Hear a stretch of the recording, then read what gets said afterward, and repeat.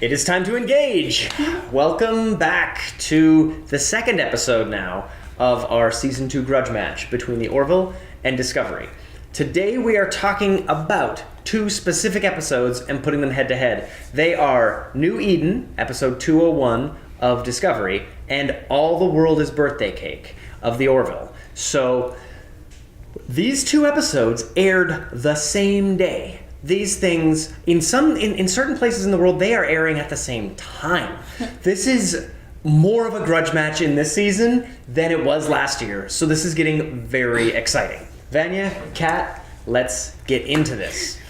Okay, these two episodes are like curiously similar in that they deal with a first contact and a like General Order 1 Prime Directive situation where we get to see what our crews are made of as they encounter these situations. So, what did we think? Let's start with Discovery. Okay. What did you think of our like classic 3-person away mission? Ooh. How did it feel? Oh yeah, I loved it. It was so cool. Right? Yeah. Because they haven't really done anything like quite like that. Yeah, that was really like authentically Star Trek. Yeah, what a weirdly Star Trek experience to have on Discovery. Yeah, right, Kat? It was super exciting. Yeah. I really like the dynamic too. You know, now we know a bit more about the characters and the way they get together, and now we can see them kind of playing off of each other. I really like the way that those women from the bridge are kind of getting more of a spotlight, and so smart. I loved how they're just. And when you were watching original series, or even when you were watching TNG, if you were going to go into a let's hide amongst the people kind of scenario, if you're going to do that, you're going to bring Kirk, you're going to put something over Spock's ears, and you're going to bring McCoy, and like that's who you're going to bring. And so it was interesting in this episode for them to be like, well, Burnham's obviously going. Our white captain's obviously going, our white human captain, and it's like, well, Saru can't go. And, I mean, Detmer's crazy looking, and the Lieutenant Arium is a robot face who has been recast. Yes! Well, I mean, you'd never know under the robot face. It's just somebody else doing nothing now. But it's kind of fascinating. Who else are they going to bring? And I love that they were just like, You live with Luddites. You're coming. I love that rationale too. I love that. She'll know how to fit in. That Luddite. That they gave her. It's like a cool little bit of backstory. And I'm not gonna lie, it's awesome to see 2 black women on an away mission when there's only 3 people in the away mission. It was cool. I mean, I'm not gonna like toot my own horn at like Black History Month, but it is. Let's talk about that. Yeah. It was really exciting to see that kind of legacy and to see that it didn't matter. You know what I mean? That he was like, that it was 2 women with him and that it was 2 women of color with him. You know, that's pretty cool. Yeah. I mean, it warmed my heart. And then to get to see them walk into this church that is built up of every religion and spiritual experience that humans have. Wicca? Like, I love that. I was sitting there and with everything that they said, I was like, that's really interesting. And then I was like, it was really neat. And then I was kind of worried about which way it would go, you know, because well, especially when you consider how superstition factors into the Orville episode this week. There you go. Oh my gosh, yes. Yeah. Absolutely. Absolutely. Right. And then this idea of, okay, these are humans. And when Michael Burnham said they've been here since before warp existed, that is a very curious thing for a person who lived on Vulcan to say. Because that's not before warp was invented. That's before humans invented warp. Right. Vulcans have had it for plenty of time. Like, so many people have had warp. And it was the most ethnocentric human thing for Burnham to say, but she was raised on Vulcan. Especially as a xenobot, scientist. So, like, her whole understanding of people and where they come from and their evolution, it should be a little more nuanced than that. And I gotta say, felt great. And Jonathan Frakes was directing it. Yes, I love that. I did. I felt that it was directed very well. But was it written right? And because moments like that, when a character says something that A, is not very inclusive for a show that's really good at being inclusive, and B, is not very Vulcan for a person who's raised on Vulcan, like objectively not her perspective on things. I thought that was a very curious, like, Achilles heel, chink in the armor, you missed a clear moment to be who your character is. It's And definitely a missed it. flaw.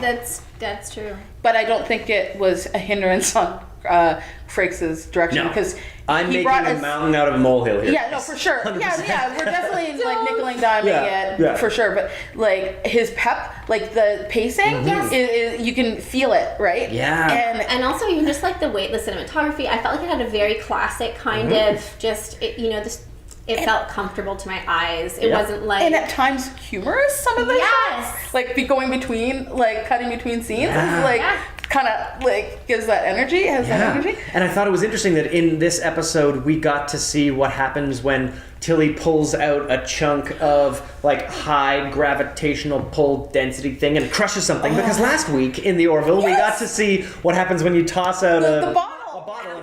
and Yeah. that's right. I thought of that too. Like the It's connection. neat. Yeah. Yeah, and I feel like the science of the bottle being crushed makes plenty of sense and pays off later in the Orville last week. Yeah. But in this one, it's like, it's heavy, it crashed a cart, It didn't have anything to do with what pays off in no way. Yeah. So that was, I mean, the Orville had better Although- craft around that little bit because, that's how you break a captain's legs. But I did also think that with the Orville episode, that it was also a kind of interesting reference to the gravity of the situation. And Yep. really, this kind of sets you up for the same thing. You're saying metaphorically just too, yeah, metaphorically, sure, exactly. yeah. But yeah, actually really liked Tilly in this. I thought, again, Yeah. they keep giving us these awesome glimpses of her potential, and I love that she's comfortable and in her own skin when she's spouting science and math. Yeah, and I really enjoyed Tilly in the pilot. Like, she's been great with the pilot, the premiere of the season. She's consistently a solid, entertaining thing that they do stuff with. That's fun, and it strikes me a bit like Neelixy from time to time. Yes. But she's better? like intelligent, competent, and likable, as well as like goofy and weird and doesn't fit She's in. like Neelix meets Ensign Crusher. Yeah, there you go. Yeah, she's a bit of a Wesley Crusher situation, isn't she? She's kind of goofy and Yeah, silly sweet, like doing endearing, on like the bridge? innocence. Yeah. Fascinating. Yeah, I like so that. let's talk about this away mission down to pre-warp humans, and the fact that they just use the mushroom drive, and the captain's like, oh, hold on, you gotta, we're gonna skip across the galaxy on a highway full of mushrooms. I'm just gonna take that on faith. And it's just like, it hangs a lantern on the pure absurdity of season one, and made me enjoy how bonkers and dumb season one was. I thought that was a good choice for them. Yeah. So sometimes the best thing to do when you've done something stupid is to acknowledge it, right? Yes. If you trip and laugh, then It's not so bad. Yeah, exactly. Yeah. And they kind of did that. That was Yeah. their laugh Tongue in after cheek. their trip. Yeah. But I've got to say, for a bunch of scientists who look out into the sky and say, hey, look, there's a beacon of light. Let's go to it 50,000 light years away. And then they get there and they're surprised that it's off. That's not how light works. Yeah. You're scientists. It's 50,000 light years away. This light turned on 50,000 years ago. Maybe it's off. Most of my light bulbs don't last that long either. Like, the fact that nobody offered an explanation. But you know what? I think that might have been part of the kind of that whole hanging it on faith, because and they even addressed that with that line where what was that that sort of parable where he says people with extreme science. Oh, the Arthur C. Clarke. Yes, are either indistinguishable from Magic, and yes. then from God. Oh, I see what And you're so saying. If, Yeah. if they don't, I mean, they are also in a weird predicament because they also don't know. They're unraveling. They have a mystery. They don't know what they're doing, what's going on with this, what this red angel is, or how things connect, or So I think it just kind of puts it in the spotlight. Yeah, but I Not mean, knowing mystery faith. the thing that surprises me is that writing. the speed of light is the interstellar speed limit. Nothing goes faster than Sure. that, which means in order for them to see it from where they are, it literally had to turn on 50,000 years ago. That's the only way science works. And like, we're not in Star Wars where magic exists. Right, yeah. We are in Star Trek where you live within, you can invent stuff like subspace if you want, but light within Einsteinian space works in a certain way. Right. And so when the nobody mentioned that. Yeah, so when we see them in a situation, we expect an explanation because of their scientists. Yeah, it's a Maybe bunch of not explorers. light. But whatever it is can't go faster than that. Okay. Nothing goes faster than that. But what if it's like a weird entity or something? I guess we might find out. What if? Because you're going back to like kind of hanging on to the magic part. Yeah. What I mean, and it's something outside of our scope of understanding. Is what you're saying. Well, the thing at least that I'm excited about is that I don't have an answer for you, and that I also don't know. Because the plot is clumsy enough that I don't know what is going to happen. So that's good. Hey, and because we know that our showrunners get fired partway through this season, and then Alex Kurtzman is in charge of all of it. I fully expect this to get bungled in some way. Oh, yeah. Like, even on a great show done brilliantly, if you fire David Chase from The Sopranos in season 6, it's going to get like screwed up. Whether it's a great show or it's a show that's still finding its feet, like Discovery, we're in for a mess at some point in this season. And when is it going to hit? I don't imagine the Einsteinian speed of light is a huge issue, but the fact that they don't seem to care is, and I'm wondering if that's gonna does this mushroom into something bigger? They're not drive. Touche, I like it. Yeah. Good job. Well done. Good sport. See, I told you guys, I'm back. Oh, thank goodness for Kat. I love it. So let's get into the actual machinations of the plot. Once they hit the ground there in New Eden, they wind up finding out that these people were scooped up from Earth around the time of World War III, which this episode's going to age great, guys. This is not going to be that problem all over again, is it? World War III happened in this date. Eugenics war happened in the 90s. Yeah, I love when they decide to do something in the next 100 years. Yeah. It's like, it's just, Like, Star Trek, don't use that. Yeah, don't, because you already had that issue. So don't maybe do that. Don't carbon date it like that, because you're gonna be wrong. Yeah, exactly. It's nice of you to kind of nod to what we've talked about in the past, but not if it's not going to make sense soon. You know? It's true. So they get down there and they find out that they've cobbled together a religion through all of these different people who were scooped up by this mysterious force. Yeah. And it seems like this is 100% the season arc of Discovery Season 2. We are going after whatever it is that Spock is magically, madly connected to, and that Burnham has some kind of spark of as well. And that this Red Angel seems to have done something that happens in 7 different places, and we're gonna, I guess, mushroom to all of these places, is kind of what it's looking like. Yeah. And when we mushroomed there, and Pike was like, they'll let me mushroom it, don't worry. It's against all the laws, they're gonna let me do it. And honestly, Pike, I'd let you do it. Sure, you're so charming. Mushroom wherever you want to go. I'm into it. But I feel like the fact that this is now clearly every 2 episodes, I guess, we're going to go to where one of these 7 things are, because we've got 13 to 15 episodes to do it in. You can kind of see this season mapping out. Yeah. We're like, it's not going to be a monster of the week, it's going to be a light flash of the every other week. Yeah, I'm struggling with the spore drive thing.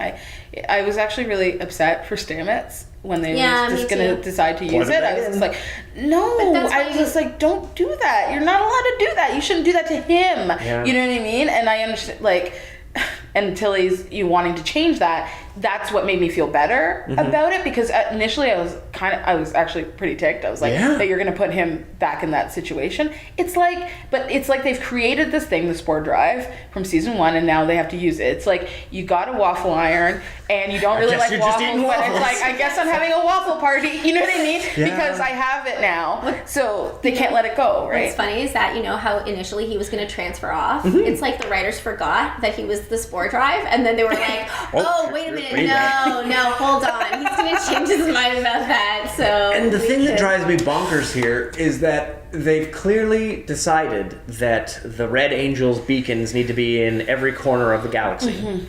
And that we've got this spore drive. When the spore drive was the biggest problem with season 1, and that no one has ever talked about it since, is a huge problem since season 1. It dooms the Discovery to either get rid of it so no one ever talks about it, or be destroyed before anyone else knows about it.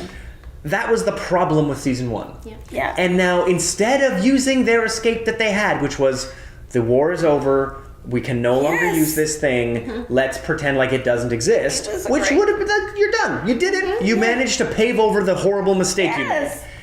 And then they just ripped it wide open and had to bop over to the Beta Quadrant. I expect we're going to have this problem again, where they're like, let's warp here, warp there, warp there, and now let's bop over to the Delta Quadrant. But there's something happening, though, with the accessibility of like, weird... I mean, even Stamets saw Hugh, remember? And there's this element, I feel like they're trying to kind of bring in of otherworldliness or something like that, that might kind of feed into the Red Angel. I don't know. I feel like it is. It's definitely, like, there's something there. But again, it's not, they're not using their, like, escape route from the spore drive. Like, if you solidify it even more, like, you're adding more plot device, more of the arc to that, then how will you ever get out of it? They're just trying to cover their butts in case one of the other plots blows up, guys. They're like, well, at least we still have the spore drive. I feel like knowing they might need it and are allowed to maybe use it just keeps Stamets around. It's just to keep one member of the crew on the ship. But they don't need that to have him there. I mean, you know, it's kind of the only thing he does. He researches mushrooms. That's his. But they've had other scientists like him on other shows that they could write him in. Oh, and isn't Discovery just like a science ship? They're just doing experiments everywhere? I mean, that's a fine explanation. Yeah, he should be there. It's just like the mycelial network is still a thing worth researching. You just don't need to use your warship to pop around on I think of him as a scientist like Dax is a scientist on, you know what I mean? Because she, you know, like I consider this, she's not a doctor, but she's a science officer. You know what I mean? Yeah. That's the way I look at Stamets. I don't really think he needs to. I think he can still be there without the drive. Like the drive. It's so stressful. It just seems like an attempt to keep him around, but not use it too much to me. And I don't know. Yeah. What do we think about the sort of not the dodging around General Order 1? Which when does it become the Prime Directive? I wonder. I don't know. Because you could just call it the Prime Directive. Just make it the Prime Directive. But anyway, General Order 1 getting like dodged around because this one guy suspects. I liked Jacob. I thought he was I thought he was wonderful. There was something, and I love that he was like, you know, he wasn't in awe and wonderment and like and fear and terror, or you know, he wasn't scared. He was like, you want to trade? Okay, let's do this. You know what I mean? Like he finally had that, and I loved him. I thought he was great, and I also liked that, you know, he remembered that his family lineage was based in science, and that he didn't let go of that, and that it's interesting because his faith was in science, and I loved that nice weaving together of faith is faith, doesn't matter. Faith is just, you know, not, you know, if you don't know something and you're just going to go ahead. It felt to me like a revision of, or maybe a specifying of the Arthur C. Clarke line. Yes. That it is indistinguishable from God to some people. Yes. To certain minds. And like some people are going to be able to wrap their heads around it. This actually throws itself back for me to one of those short treks, the Brightest Star, where everyone is very simple on Saru's planet. The Kelpians are fishing for kelp.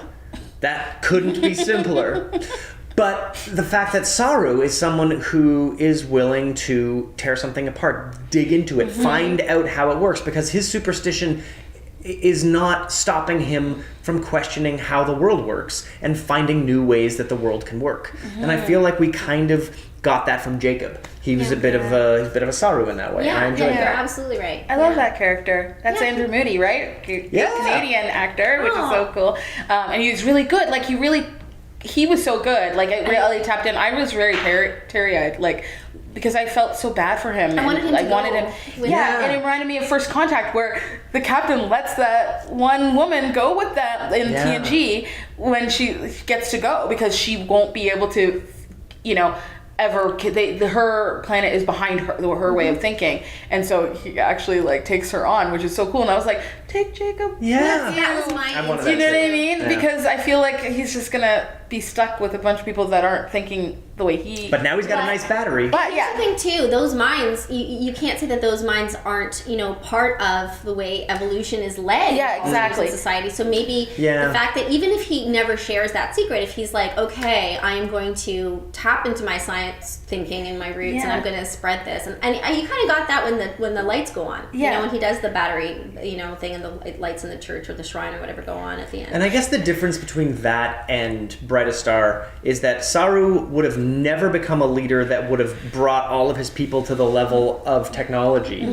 But if you take him away, he can become a prodigy somewhere else. Sure. Whereas Jacob could be the kind of leader that could bring these people into... It's an work. essential Yeah. mind to move them forward. Yeah, I mean, we'll never see them again because they're in the beta quadrant. Yeah. But at least 200 years from now, they might do something. He definitely, I think, he has to stay kind of to create that shift for them at some point, or his legacy, passed on, like their family legacy, to make that shift. When other people start questioning things, then he could be like, okay, this is why it's happening, on a science level. And I think that's really cool. I was very touched by what Pike did too. Like I was just like, thank you, give him some sort of relief, Yes, I loved that. Yeah. I loved that. I loved Pike's interaction with him. I loved, I just really, and I also really enjoyed, here's an interesting thing too, you can absolutely, this just ties into what you were saying, Jacob, his being able to focus on the future now with his knowledge, and that's sort of also symbolized by the fact that he let go of the past. Because what's it to him, the origin of where he came from, right? Yeah. He was just Right. like, And take the helmet, I And don't they've care. lost technology. Yeah. So it's not like Pike Yes. was really getting them much further beyond where they were. Right. This is just giving them a chance to maybe continue moving forward. Right. But oddly Yeah. solidifying their faith. Yeah. That's true. Further solidifying their faith Yeah. at the same simultaneously. Now, on the topic of the superstitions of a culture, let's get into birthday cake. Because this is a very interesting episode when someone decides to send a message out into space and say, hey, who's out there? Apparently that is what the Union, unlike the Federation, decides means they're ready to join the world at large. And so, it's kind of a bit arbitrary to say once you've created warp drive, because you're not going anywhere yet. You've got to create an infrastructure around warp drive to be able to go do something more than be the guy who got lost in using his warp drive. But beyond, otherwise you're just Zephram Cochrane stuck somewhere else. So, what do you think about this choice that the desire to speak to the universe is what should allow the universe to respond?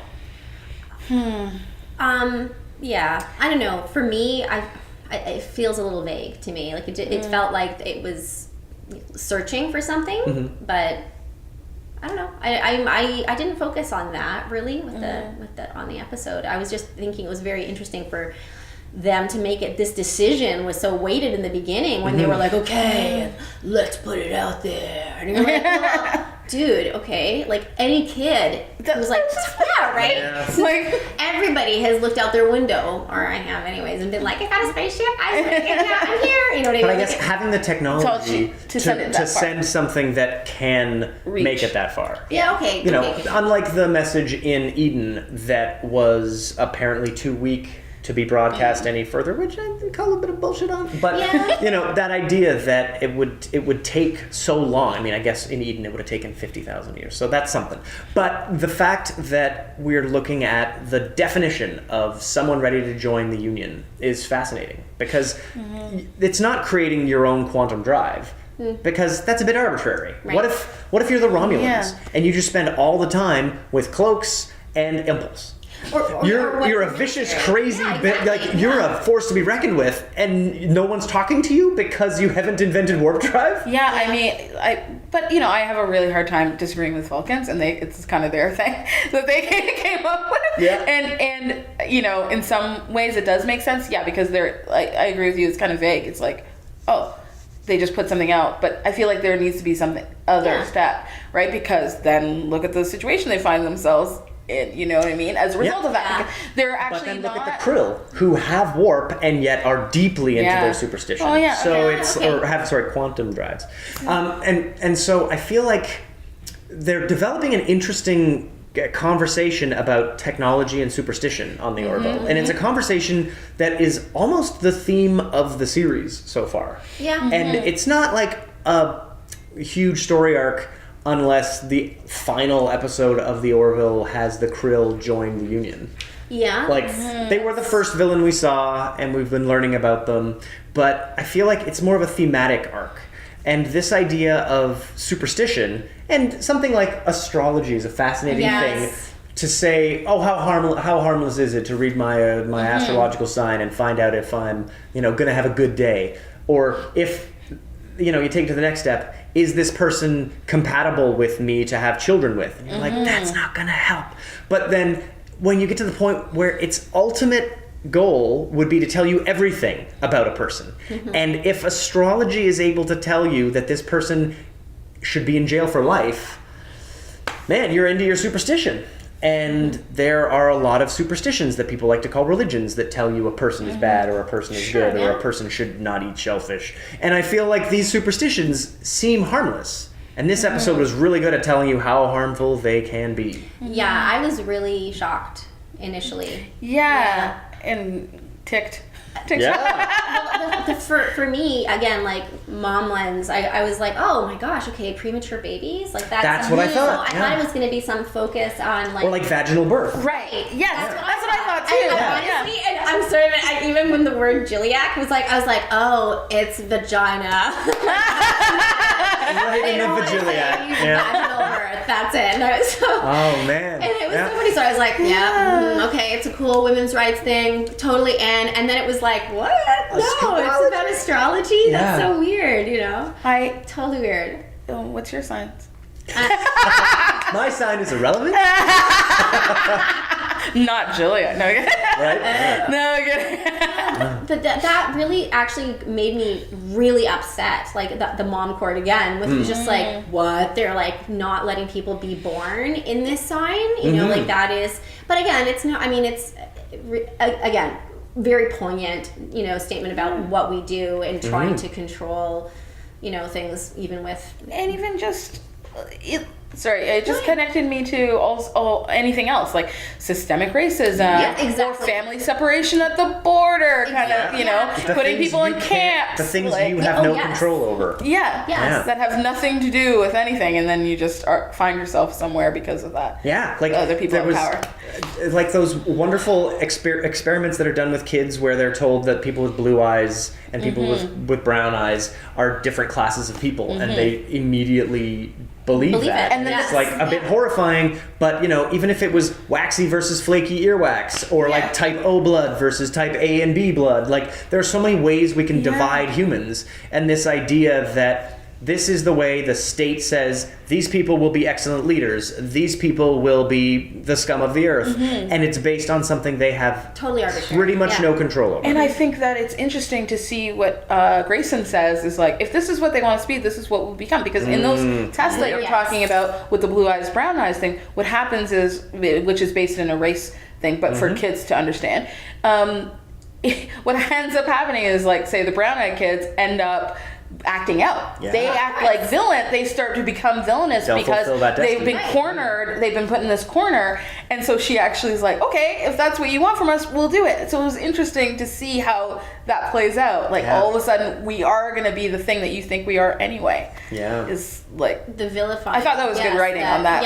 Yeah, it really was. And here's, I thought that it was really interesting as they kept peeling back the layers on this, and just like the levels that it kept going to, because not only did Kelly kind of become that thing, like trying to liberate themselves from there, but that whole arc with the child being born in camp, and then making the decision. And I was like angry at the. I didn't know who. I got to the point where I didn't know who I was invested with, and it turned into like a residential school's 60s scoop kind of thing. It was so, like that was a really it was so upsetting, because I understood, like, you're so upset with the father, but you understand where he's coming from. He doesn't want their kid to live like him. The way they've been brought up.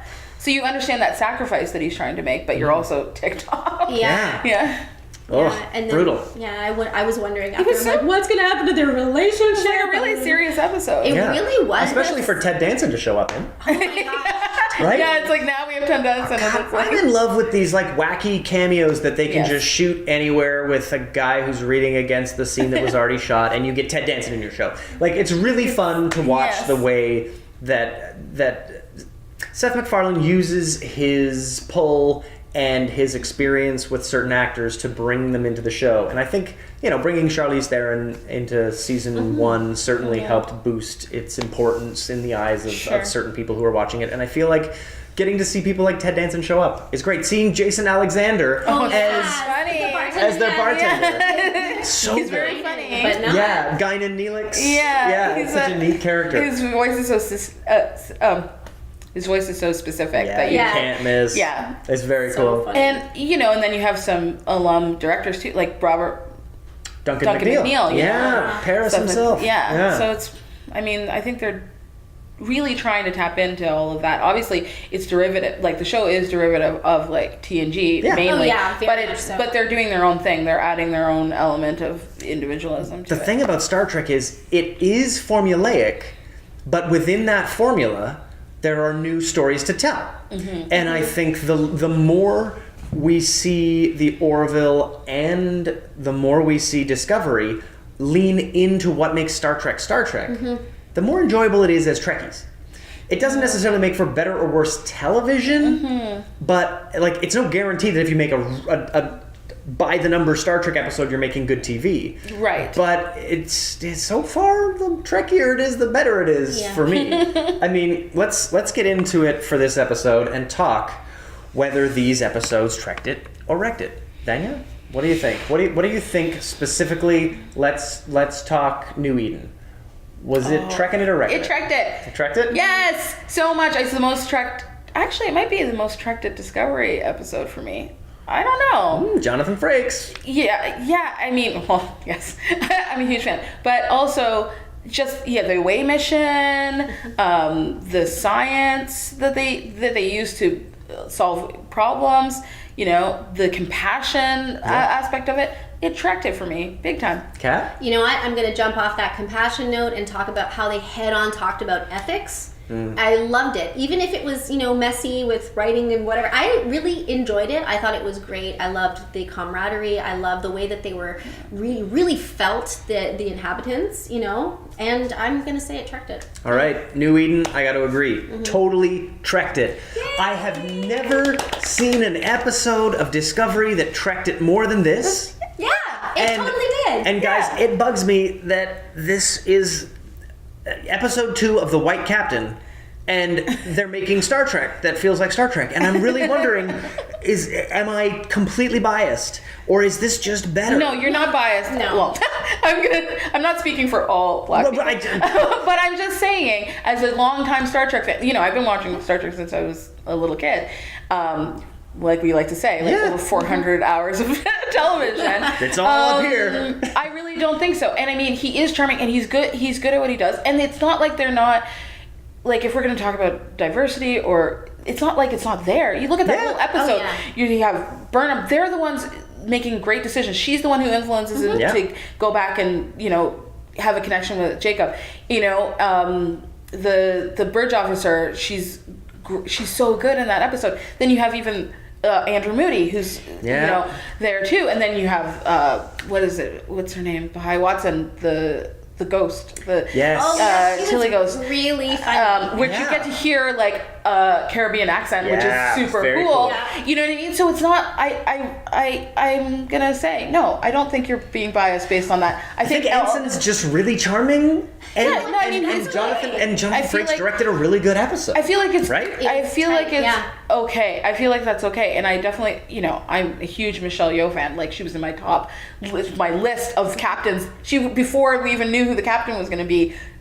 She was in my top 5, Michelle Yeoh. Like I picked her out of nowhere, and then she was, and I was like, and then she got taken away, which sucks. But I mean, if they were doing this kind of writing for her, what would have been like? Yeah. You nailed it though. It's like the representation matters and that relatability matters, but it also feels old school, original Star Trek because it's the team and it is breaking down barriers to make everybody equal and solve problems. I feel and like I loved that. I loved it. I looked at Heath after this one. I was like, this might change my opinion about the show. Yeah. And it's what we talked about a lot last season of this show was the team aspect that we talked about competency porn, and we talked about them as a team. And that's one of the things we crave the most. Yeah, and that those character, ethical boundaries, the Anson Mount character, is what's bringing that, right? He's the one who's saying, "What's your name? What do you do? Blah blah blah," gelling everybody together. I mean, yeah, he's a good captain. yeah. Say it spiked my engagement. Nice. Who's like a pike in the. I have to. I'm not as good. I'm not as good. I'm following. All right, so let's get into birthday cake. Did this episode trek it or wreck it for you, Vanya? It tricked it again. I mean, I really thought this was a really good tight. For me, it was a pretty tight episode of Orville, too. And I actually like when they're more serious, you know. Which I realize that the show is a comedy, but when they do lean into that serious part, I was moved by it. Yeah, I don't even know that it's a comedy. I don't think so. I think it's a drama with comedy. It's a sci-fi drama with good punchlines every now and then. And bad punchlines every now and then. Yeah. Kat? Yeah, I really enjoyed it. I had mixed feelings about it just because it was so drama heavy, but it really did bring back those feelings of, you know, of TNG and also old, like the original series as well, in just like banding together and breaking out and changing things, and also struggling with the ethics of it. You know, like how do we do that? So I'm gonna say it trekked it. Yeah. Cool. Well, I agree entirely. The Orville trekked it as well. What? Yeah. This is like I've never It's a happened good before, week too. for Star Trek. Everybody thinks every episode of Star Trek trekked it this week. That's crazy. Guys, It's a good week for Star Trek fans. yeah. That's what I think. Amazing. And I feel like all the concerns I had about how Discovery made me sad last season because it sucked so hard, and it was bad Star Trek, like one or the other I could take, but if you're sucking and not good Star Trek, take the first two syllables out of the show. I mean, Enterprise got to be called Enterprise for a while when it was terrible, and then it got the word Star Trek around the time it stopped being terrible. But I feel like which is like revisionist history, now they're all called Star Trek Enterprise, but there was a time where they were afraid of the word Star Trek. Yeah. Well, it felt like this episode, Discovery was not afraid of the feeling of Star Trek, and it was great. I enjoyed this episode so much. I don't think I've ever enjoyed a Discovery episode more than this. Yeah, I agree. If this is where Discovery stays, I will be so happy. Let's stay away from horrible Klingons that don't act or look or sound like Klingons. Let's stay away from all of these plots in season 1 that were just an idea screwed up by somebody else and then screwed up by somebody else and then lost in translation by the end. Let's try to keep this through line going. It's a good pocket. Yeah, but I feel bad because we're going to lose our showrunners pretty soon. The two showrunners that are currently running the show get fired in a few episodes, and then Kurtzman's in charge of everything. So will it get better? Will it get worse? We will find out maybe next week. See you guys then.